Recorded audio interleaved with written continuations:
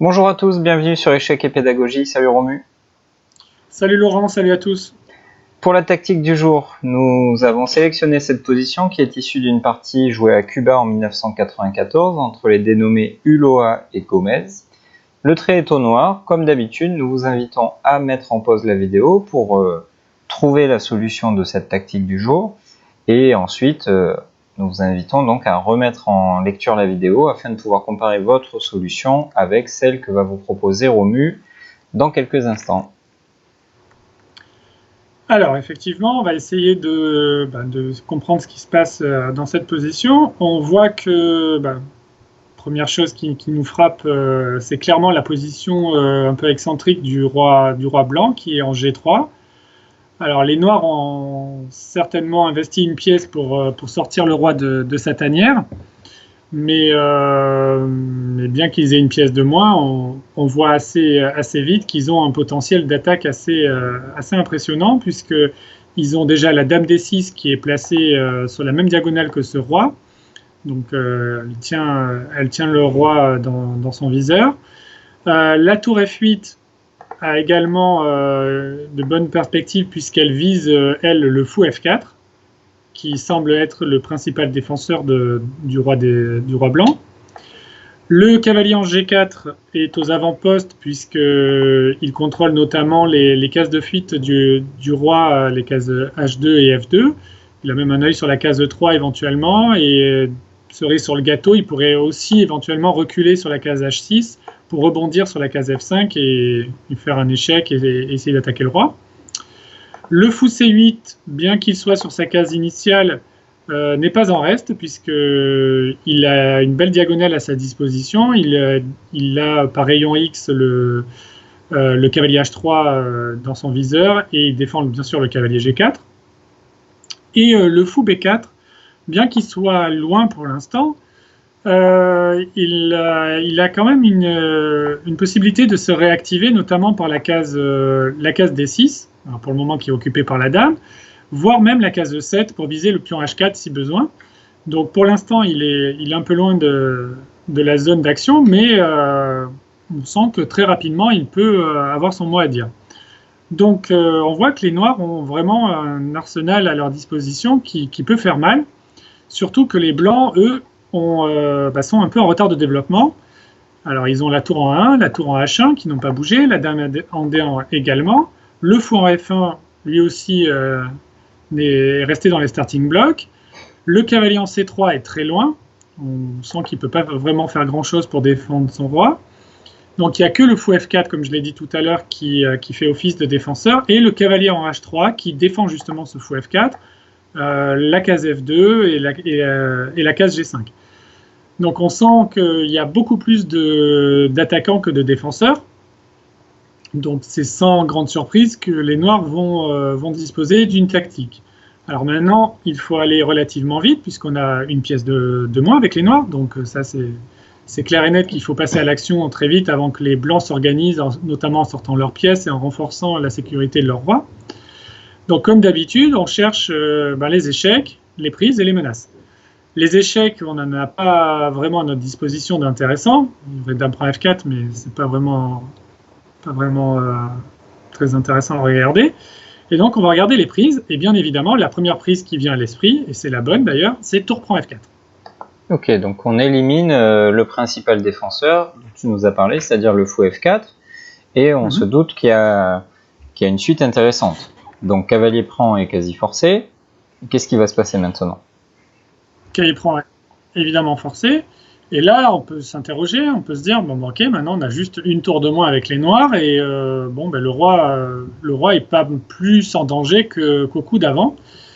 Et en fait, les noirs vont continuer dans leur action et vont faire ce qu'on aime bien appeler le coup de l'aspirateur, à savoir dame prend F4, de façon à attirer le roi blanc vers le camp des noirs pour ensuite, avec les pièces restantes, essayer de le mater tout simplement.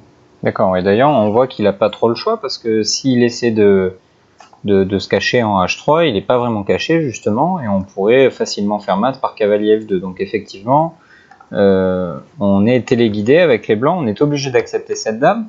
Par contre, on se dit que les noirs n'ont finalement plus que 3 pièces pour attaquer. On ne va pas compter la tour A8 qui a du mal à participer pour l'instant. Comment va-t-on faire avec 3 pièces légères pour organiser un réseau de maths? Alors effectivement, il n'y a plus que 3 pièces, mais ce qui est important, c'est que les blancs en ont 0 pour défendre. Et ça, c'est extrêmement important. Donc après, roi prend F4, ici les noirs doivent évidemment se dépêcher de passer à l'attaque et doivent jouer le coup fou D6 échec. Ok. Qui force la réponse roi G5. Exactement. Là, on continue à s'en prendre à ce roi en jouant fou E7, échec. Ok. Et là, on commence à voir que le roi manque d'oxygène. Alors, il a 2 cases à sa disposition. Il a F4 et H5. Sur H5, c'est pas très très difficile. Il suffit de refermer le cercueil en jouant G6. Et là, on voit bien la coordination. Hein. Ouais, et c'est terminé. Ouais.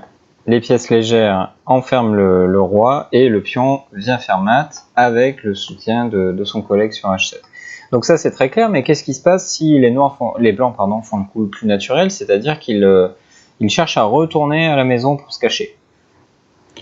Ouais, on a l'impression qu'en fait, les noirs ont un échec perpétuel avec fou D6, fou E7. Alors, c'est déjà pas mal de se dire qu'avec tous les sacrifices que l'on a fait, on est certain déjà de ne pas perdre la partie.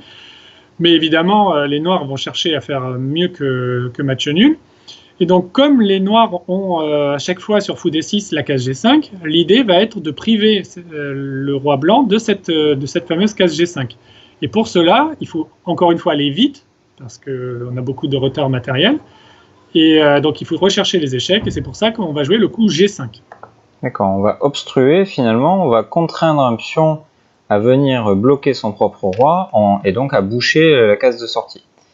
Puisqu'effectivement, on se rend compte que sur H prend G5, c'est très logique. Hein, la case G5 était la seule case libre en cas de fou D6 échec. Donc désormais, elle n'est plus libre. Fou D6 ne fait plus échec, mais plutôt mat. Ok, tout ça c'est bien gentil, mais les blancs, eux, cherchent à se sauver, donc ils veulent rentrer encore une fois à la maison. Et ils vont continuer, d'ailleurs c'est ce qui s'est passé dans la partie, par roi G3. Oui, mais en fait, ils rentrent chez eux, mais ils vont pas aller très très loin, parce que si on essaie d'avoir un œil un peu plus attentif, on s'aperçoit que le roi blanc n'a plus qu'une seule case en fait. Il n'a que la case H3, qui est quand même pas une case très sécurisante, puisque le fou C8 se frotte les mains, et dès que le roi va venir sur la case H3, on imaginera que le cavalier G4 va s'enlever, on peut imaginer en F2, et faire un joli échec à la découverte.